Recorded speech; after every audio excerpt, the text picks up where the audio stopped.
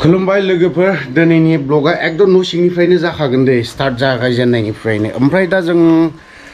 क'क्राझार फारसे सोनाबहा ओरै बर्डार खाथियाव थांनो ओंखारदों ओमफ्राय मानो थाखाय थांगोन मेन चेनेलावसो हगारगोन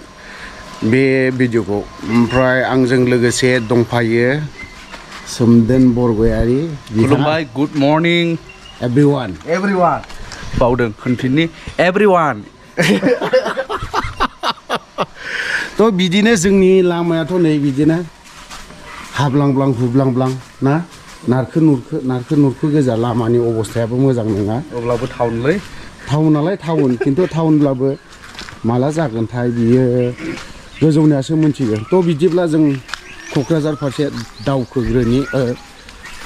क'क्राझार फारसे थांनानै ओमफ्राय क'क्राझारनिफ्राय जों बहा थांनाय जायो थ'दो बिदिबा चलो अब्ला जों नैबे सोमदोन बरगयारिनि BMW गारिजों होहाबलांनोसै क'क्राझाराव मानसिफोरा बेखौ एल्ट' 800 होनो बे खिन्थु एल्ट' 800 नङा BMW ग्लासबो फारसे गैबावा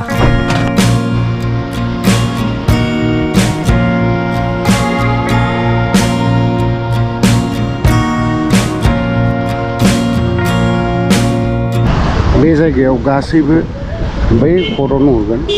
सोर बेखौ बयबो मिथिखायो ओमफ्राय बावहाय मा थायो बे एरिया साफा जाना थानांगौ ओमफ्राय बावहाय मा थायो जोंनियाव बावहाय फ्लेगा BJP नि थायो ओमफ्राय GSP नि थायो ट्रेक्टरनि थायो बे जायगाखौ माबायदि खालामना दोननांगौमोन बावहाय पलिटिसियानफोरनिसो फ्लेगा थाजोबो जि जायगायाव नैबे बे मानसिखौ बयबो सनमान होयो सोर बियो आंथ' बुंनांगौ जोहोलाव दैमालु ना बे जोहोलाव दैमालुखौ बयबो सिनायो आरो मिथिगौ बे एरियायाव दैमालुखौ जों बयबो सनमान होयो होनाया ओमफ्राय खिन्थु बेनि गेजेराव मा थायो बिनि कम्पाउन्डआ क्लिन बा साफा जाना थानांगौ खिन्थु दा जोंनि राजखान्थि हान्जाफ्रा मा खालामनानै दोनदों नुबाय दा बेफोरबायदि अबस्था थाजोबो आरोखि बे अबस्था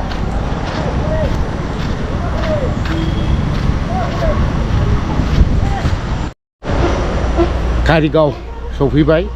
जोहोलाव दैमालु थाबोबाय ओमफ्राय बिनि कम्पाउन्डआव मा थायो जोंनि पलिटिसियानफोरनि फ्लेगा थाजोबो BPF निबो मा थायो फ्लेगफोरा थाजोबो BJP UPPL गासैनिबो थाजोबो आरोखि खिन्थु बे एरिया माबायदि जाना थानांगौमोन ना बेखौ रावबो पलिटिक्स खालामनो मोनामोन खिन्थु दा बिनि गेजेराव गासैबो बिदि थाजोबो आरोखि जाय हक कारिगाव सफैबाय थ' बिदिब्ला चलो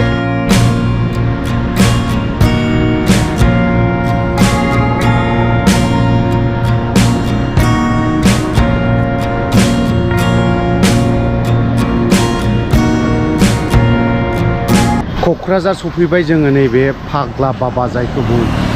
फाग्ला बाबा मन्दिर बावहाय मोनफैबाय ओमफ्राय नै बावहाय दङ गोबां एक्टरफोर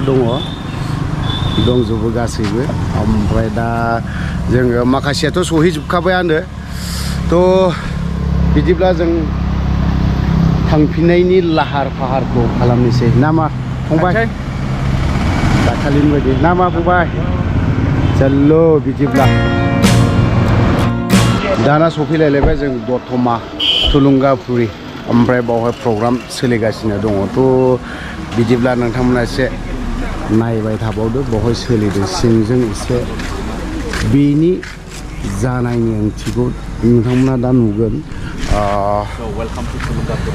मेन चेनेलाव नुफैगोन दे थ' बिदिब्ला जों चलो आरो खाथिसिम थांबावनोसै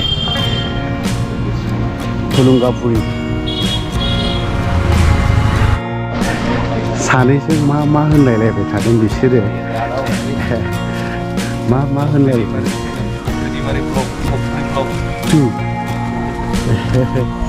बिसोरो ओरैबायदि इन्टारेस्ट जालायो सोमदोनखौ लोगो मोनबाथाय आरो एनिथिं इन्डिया बाजानोल' बाखि दे गार्लफ्रेन्ड मोननाय बायदि मोनखायो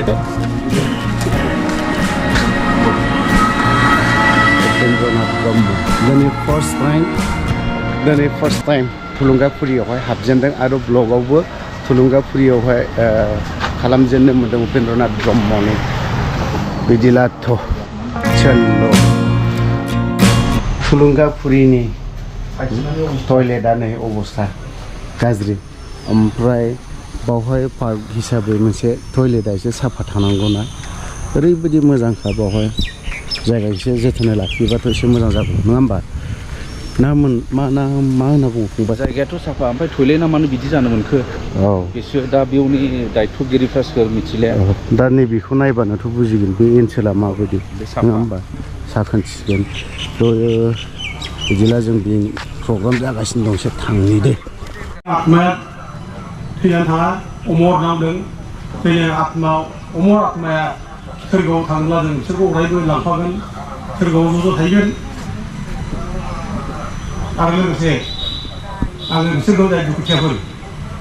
जोंनि आन्दलनाव जिथु बिसोरखौ खैफोद जानांबाय दुखु सहायनांबाय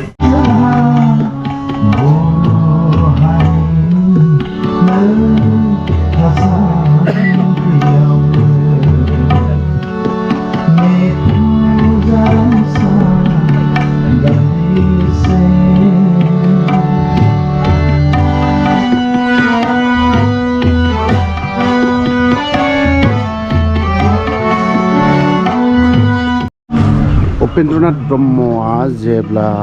माबा जेनो अब्लाना बेफोर रावखौ बुंलांनायमोन जोङो दा बावहायनो एसे नायबावनोसै मा लिरनाय दङ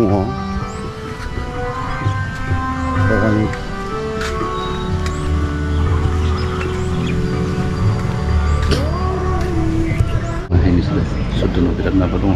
दाङरिया मानो फैदोंब्रा दिनैलाय नोंसोरलाय दिनै नोंथां आखाइयाव माबा खेथाबलायनानै लाबावो मा लानानै फैदों माथो हनै नोंलाय आं ओरैनो बेरायफैदोंलै थुलुंगाफुरियाव प्रग्राम जादों आवगोलबो फैखांखाबाय ना नोंसोर फैबाय थायो प्रग्राम जाबाय थायोना बेयाव दा जादोंलै बेखौनो खोनासंनानैहाय बिसार खालामदो आसारखौ खालामदो दावराव देखेब नार्जारि दिनैहाय बिनि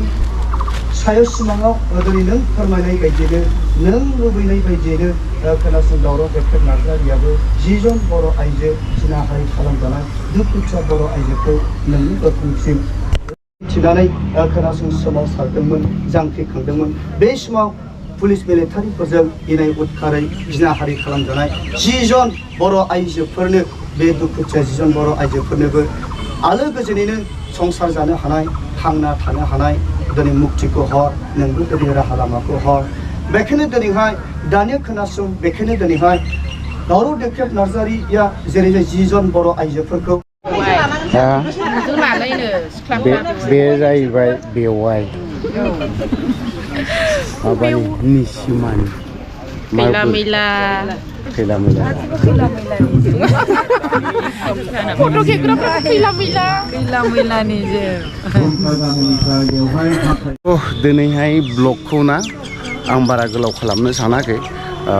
गोलाव खालामोबाथ' लावो गोबां गोलाव जायो ओमफ्राय नायनोबो मानोबो बरिं जायो ओमफ्राय एसे जुदि नै बड'फा उपेन्द्रनाथ ब्रह्मनि मुङाव जुदि जायगाखौ बेफोरखौ एसे क्लिन खालामनानै दोनोबा एसेब्लाबो जोंनि मानसिफ्रा मोजां मोनगोन गासिबो रायजो राजाफ्रा मोजां मोनगोन आरो ओमफ्राय गथ'फ्राबो बावहाय मालाबा बेखौ मा होनना बुङो गोसोखांब्लानो सम नायफैनो हागोन बावहाय थ' बिदिब्ला आंनि बे अफ्रि ब्लग 2 चेनेलखौ बावहायनो फोजोबनाय जाबाय बाय बाय